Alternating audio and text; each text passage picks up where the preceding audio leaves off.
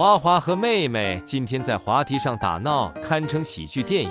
叶子之前压住姐姐吸猫，这里主动放水给姐姐摇脑袋。花花不辜负妹妹放的水，抓得非常努力，结果她没注意到脚底打滑，花花整个熊飞了出去，叶子也摔了个脚朝天。两姐妹回到滑梯上，叶子在外面逗姐姐。这个九妹皮狼来，我要收拾她！哎，花花用力过猛，翻了过去。姐，你以后适合去拍功夫片。再来一场，花花把叶子压在身下啃，花花还挺猛。叶子的2次反击都吃了姐姐的巴掌，姐妹俩的切磋强度堪比幼儿园打架，2个大脑袋在那里顶来顶去。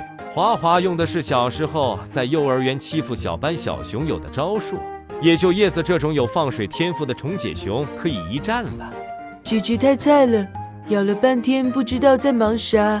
叶子干脆躺下来把脑袋送给姐姐啃。九妹太贴心了，生怕姐姐没成就感。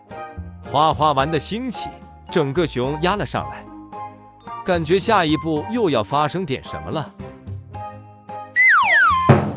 花花上演帽子戏法，一天从滑梯上掉下去3次，摔下去的花花还压着妹妹一直咬，甩着头好像很用力。妹你别走，还没分出胜负呢。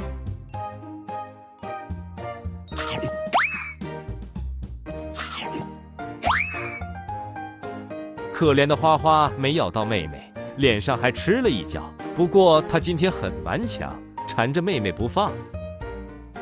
姐妹俩再一次爬上滑梯，今天的运动量抵得上之前1星期了。下去吧，老姐。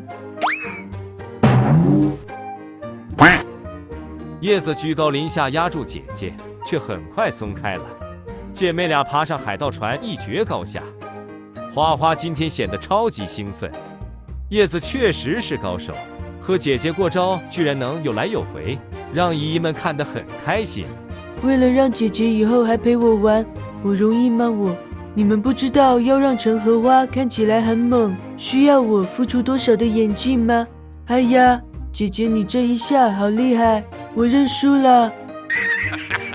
谭爷爷来放小苹果加餐，才终止了2姐妹的打闹。花花乖乖坐着吃果果，看起来好可爱啊！自从爷爷把小饭桌换到前面来，现场观众就有福了。花花吃着吃着，还给大家表演了一个神龙摆尾。哎呀，我今天有点累了。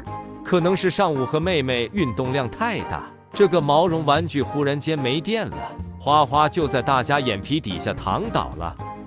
睡了一会儿，花花来到木架上侧躺接着睡。今天花花没有早退，在木架上睡到4点才下班。